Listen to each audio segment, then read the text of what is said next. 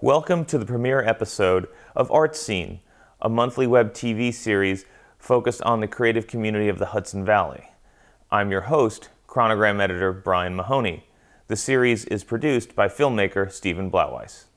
Each 20-minute episode of ArtScene features interviews with artists and artisans, visits to galleries and museums, and tours of historic sites across the region. Our aim is to hold the mirror up to the artistic life of the Hudson Valley, revealing its contours and its richness.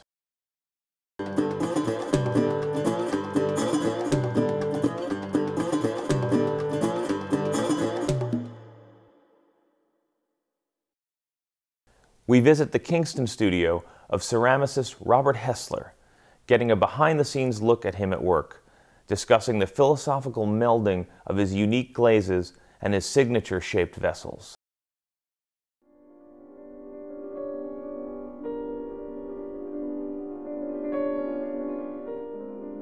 For my first ceramics class, I remember looking at the glaze table and all the glaze tests and just thinking to myself, I can make that? With glazing, I loved the fact that you would put something in the kiln and the fire and it would transform and turn into something else. And that's one of the greatest things about ceramics is there is this element of surprise. Amazing color, amazing texture, things happening in the kiln that were surprises. You may want something, but what you get is oftentimes different, for better or worse. But when it's better, there's nothing like it because it's ineffable.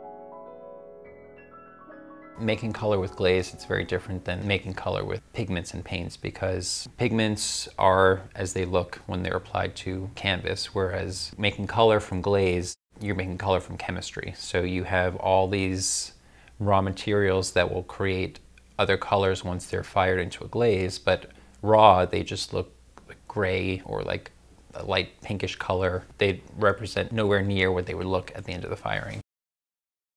So when I started working with crystalline glazes, that was just thrilling to me that I could achieve all these qualities in these single glazes. These colors and these surfaces, these shiny surfaces, these matte surfaces, textural, multicolor surfaces. They're very finicky to work with. They have an oversaturation of zinc oxide in them, which causes crystallization if the pieces are cooled slowly enough at the end of the firing. So there's textural quality, that patterning quality, that color differential that I love, and all the colors come from adding different metal oxides to these zinc-based glazes. So there's copper, cobalt, silver, tin, iron, and depending on what the percentages that you add, you'll get different colors, color variations.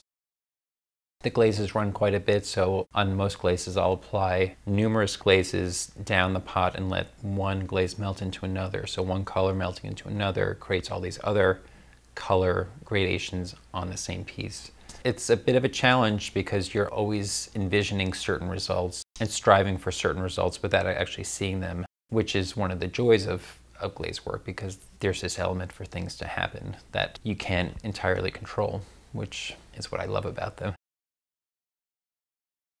These glazes have all these uncontrollable elements, how much crystallization occurs, where the crystallization occurs. So they're not flaws per se, but there are things that are happening, and sometimes when the glaze doesn't work textbook perfect, it's more interesting than when it does. And that's really where the beauty lies. Getting good results with these glazes, I started working with the forms and thinking of good forms for these glazes to work on, which seems easy, but simple doesn't equate easy. And so over the course of years, I started really refining my throwing techniques and really considering the forms that I wanted these glazes to be put upon. So the glazes and the forms really developed together over a period of years. Now when I sit down to throw a piece, I know basically what I'm shooting for, but it's nice to have that element of seeing where it goes. You have a certain idea with the clay, but it will dictate something else to you and reveal something else to you as you're throwing it. So it's nice to have that freedom to work with the clay and not force it into being one thing if it wants to be something else. There's almost an improvisational quality to some of the pieces.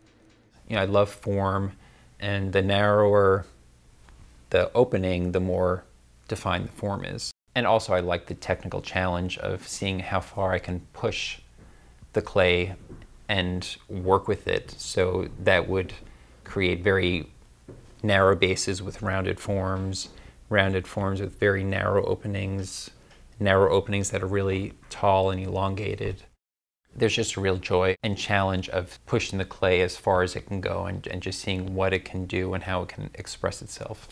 I like to impart a sense of grace with form and create very simple lines, just to create this almost poetic effect with the form.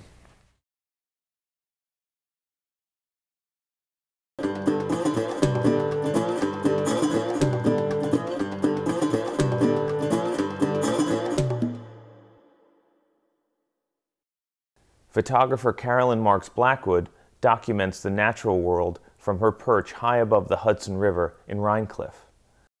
Blackwood likes to keep it local. The majority of her photographs are taken within a mile of her home.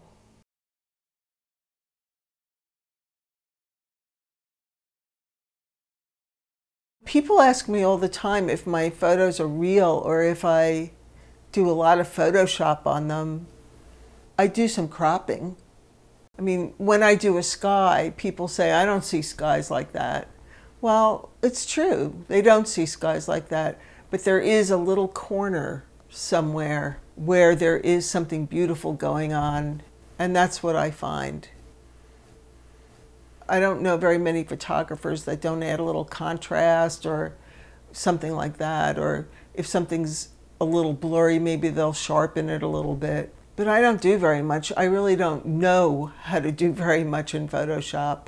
I find my photographs. It's a matter of looking. And yeah, they're real.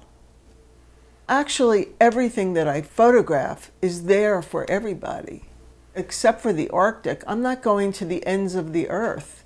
I'm photographing things that are like right here. And within, a mile or two of this house. You really don't have to travel to find your subject matter. I was a city girl. I didn't really care about the country at all. And the man that I'm with is a horticulturalist, so we bought a farm. I would come up on the weekends sort of kicking and screaming. Something happened and I just started to fall in love with the country. I had always lived on water. And when we moved to the farm, I found myself very landlocked and knew that I wanted to get a place that was on the water. So we searched for a few years, and then we found this little house on a 120-foot cliff overlooking the Hudson and the Catskills and a little lighthouse facing west, where the storms come across the river and the Catskills, where the sun sets. Heaven. It changed my life being here. I've made a study of this one place. Every day, every minute, all the seasons, day and night, everything in between. Most of the things that I take are ephemeral. They're here for, now, and then they're gone in 30 seconds or 2 minutes. I'm crazy. I don't use a tripod, even with the big lens. Beauty is kind of a dirty word in the art world. I'm very rebellious against that. Beauty mitigates. It's a place where I go to feel better and to sort of calm myself down and to remind myself that nature still goes on no matter what. I'm very interested in abstraction. I don't really come from a photography background. I come from a contemporary art background. That's my influence. Something got imprinted on my brain so that when I look at things, I sort of see abstraction. I look at the ice and I see cubism, I see design, I see patterns. I see the same thing in the sky. I see paintings. I've sort of gotten my own routine down now. Ice season, I'm looking at the temperature of the river. When it starts to freeze, I'm down there looking for the thin ice, waiting for that thin ice to break up. And when it breaks up, it's the most beautiful sound and the most beautiful thing, and I'm looking for that. I kind of resent when I have to leave sunset at the river. I have a dinner date and I really don't want to go. Oh darn, I'm going to miss a gorgeous sunset. I've been known to have people over for dinner and then just say excuse me and run outside. I've become sort of a savage. I'm not a civilized person anymore, but it's the way it is. I think that artists are the luckiest people in the whole world. It gives you courage where you normally wouldn't have courage if you have a purpose. When I hold a camera in my hand, I'm so much more brave than in normal life. Just the way there's a world in a drop of water, there's a huge world here. It's my muse, this place.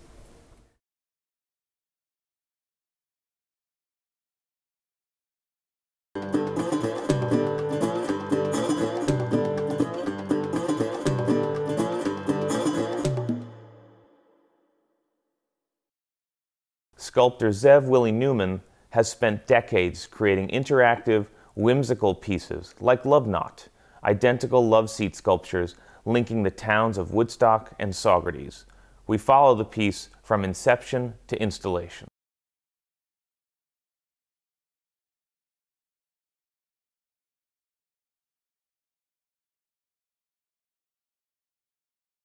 In my travels between Woodstock and Saugerties, I've asked people, I wanted people to come to my studio in Saugerties. So I said to Woodstockers, how about you coming to my studio, come over. I barely go that way. Hey, if I come over, you're not coming to Saugerties? Are you kidding me? That's 10 miles away. It's a lovely town. It's a beautiful architecture. It's really Americana in here in the Northeast. Anyway, I've also realized that the folks in Saugerties have a hard time traveling to Woodstock. At that moment, I knew exactly what I wanted to do. I want to make a love seat for the two communities, identical love seats, and each of them will practically send you to the other. And lo and behold, I came with a design that brought about what I call the love nut, which is basically a nut that it combines the image of a heart and the sign, the infinity sign. So what could be more appropriate? It's a bench. You can sit on it, and one would be placed in Saugerties, and one would be placed in Woodstock. Each one have a inscription on it: Woodstock love nut, Saugerties love nut. They will be painted red, as most of my outdoor sculpture, and red speaks for love, so it couldn't be otherwise. The plaque will say, tying the knot of friendship between Saugerties and Woodstock, and the other plaque will say, tying the knot of friendship between Woodstock and Saugerties. And that will give you the hint of there is another piece waiting for you. I would hope there will be some kind of a communication between the two pieces. And more than anything, it's a tribute to the two communities. The notion of interacting with my art, and on top of it, managing to bring the two towns together, or at least visitors from one town to another, that means a lot to me, and that actually satisfies the mission of the piece. To bring forth the idea of conceptual art is a wonderful way of actually translating a daily object into a story. Try it.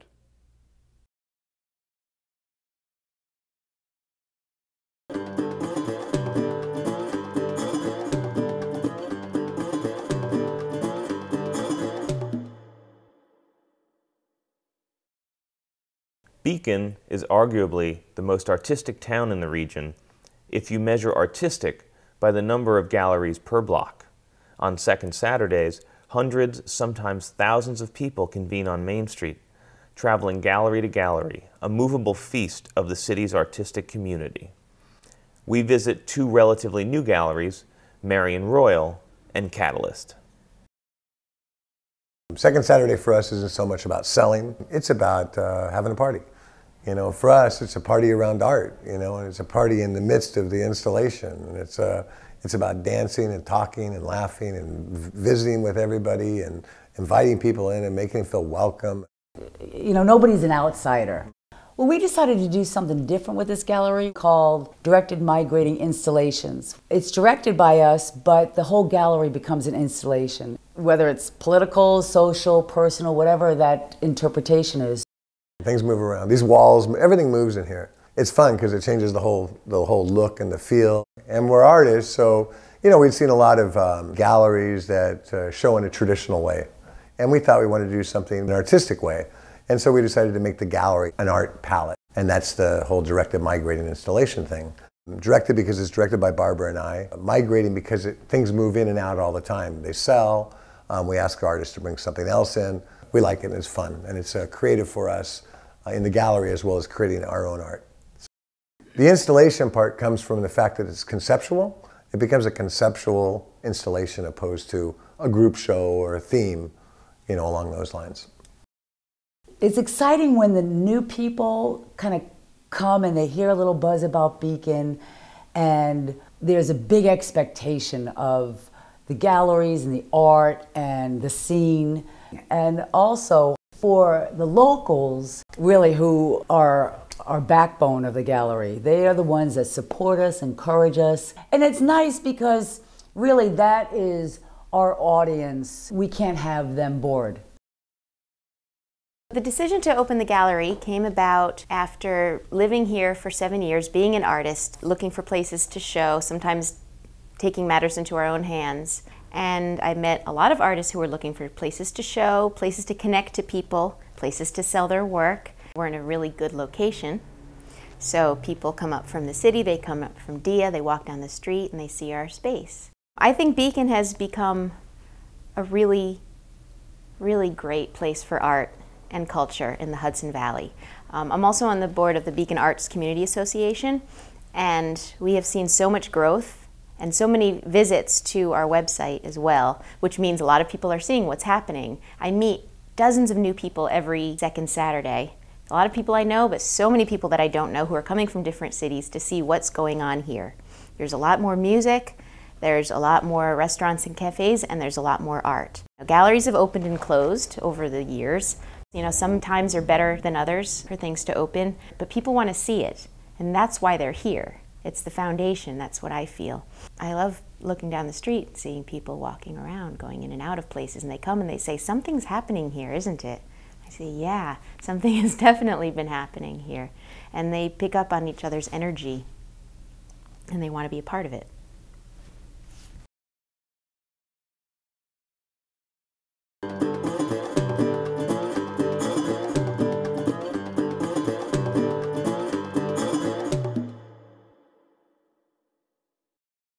Sculptor and land artist Steven Siegel has spent over 20 years creating massive outdoor installations on 4 continents. We visit his Red Hook studio to see his newer, more intimate work and talk with him about his evolutionary approach to his artistic process. The image on this month's cover of Chronogram is a study. It's the beginning of a large series of works I've been doing. You may notice that in each hand there's held what looks to be a stone, but in fact it's not stone. It is a relic or a fragment of a material that I've been developing for 30 years now. Those black stones are actually made of paper.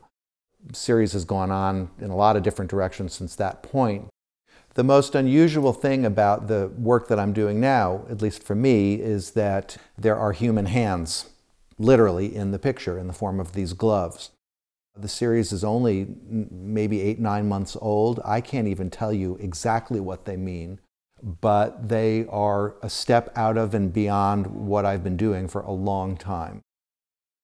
I would like to think at some point that they are poetry and that we can't actually put words to them, that they are what they are. They have a sort of poignancy to them or a sense of humor. People find them funny. I've worked for many years outside in the landscape, and actually my reputation is for large-sited pieces that are all over the world. They're all over Europe, they're all over the United States. They tend to biodegrade. Most of them go away after 2 or 5 or 20 years, and a lot of them are and were made of paper, enormous quantities of paper. Paper is a material that obviously is made from trees. And when you reintroduce it into a landscape, in particular a forested landscape, there's an obvious statement there about recycling. But the paper seems to set in that landscape nicely. It has a bit of a psychological edge to it. It's unexpected, although from a distance it always looks like stone. But it sits there, and over time it biodegrades. When you're working outdoors on an expensive project and you've got 15 or 20 people working for you all day, you have to be very organized. You have to have a plan. If you make a mistake, there's often no turning back. So those pieces tend to be more designed. Whereas in the studio, you can improvise a lot more, like it's jazz, which means that nothing is fixed in time. You can go through it, and if you're dissatisfied with where you end up, you switch directions, you cut it into pieces, you start over again. Almost everything I do in the studio is based on very simple evolutionary principles. And the number one principle is nothing is designed, but bits of each vocabulary moves into the next phase. The vocabulary with the gloves and the twine or the green colors, those are slowly moving forward, but some of them will be dropped, just like in the evolutionary process. So over time, things come, and then some disappear, a lot carry on, new materials come in, my vision changes, the weather changes, my mood changes, it all affects it.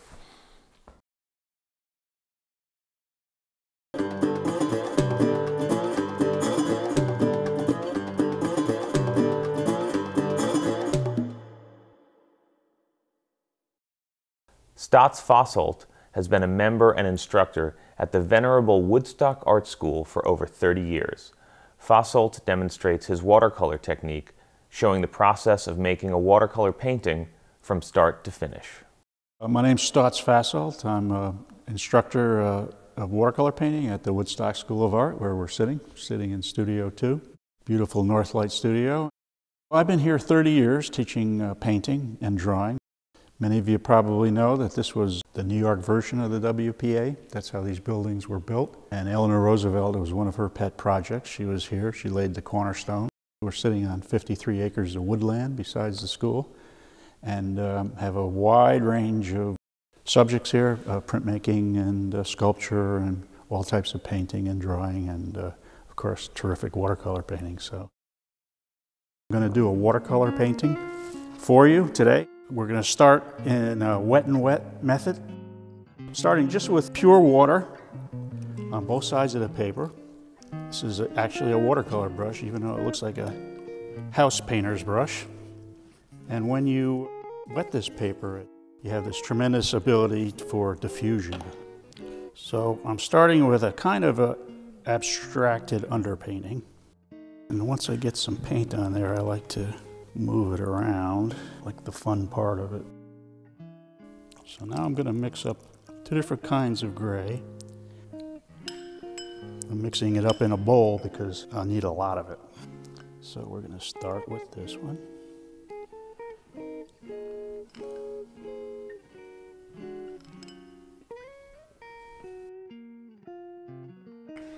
A little deeper one on top.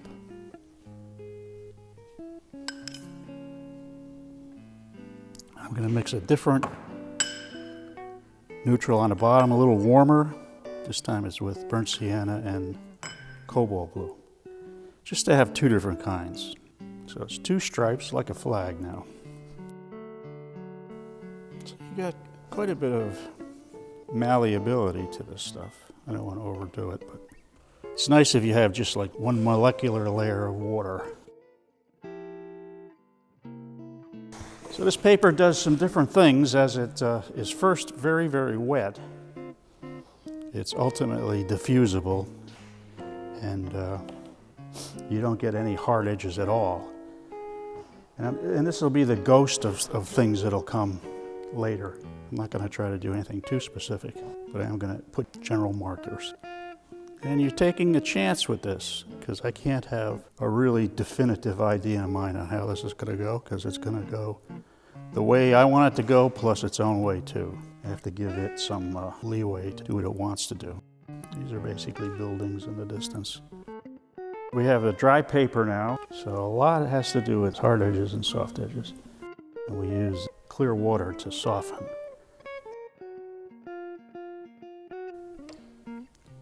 Watercolor always dries lighter than it looks when it's wet. Try to remind myself to change the paint I'm using frequently, because watercolor does that so nicely that you should take advantage of that. Then I'm going to take just clear water and soften this a little bit down. So as long as I don't rub on this, it won't mix with the color underneath.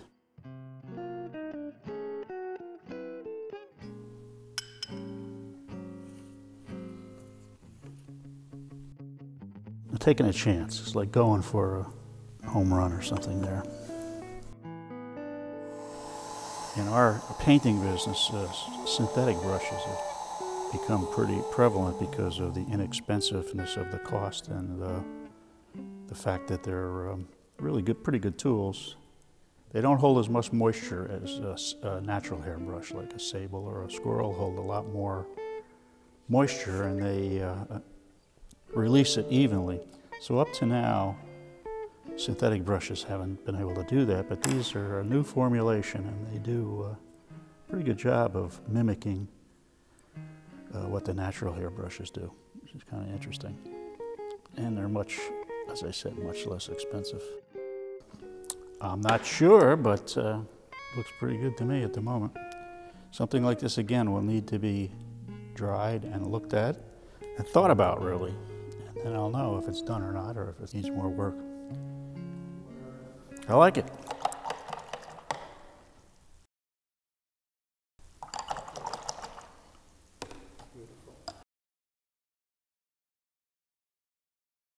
We hope you enjoyed the show. Tune in each month for new episodes featuring our incredibly talented and diverse artistic community. And remember, buy art from local artists.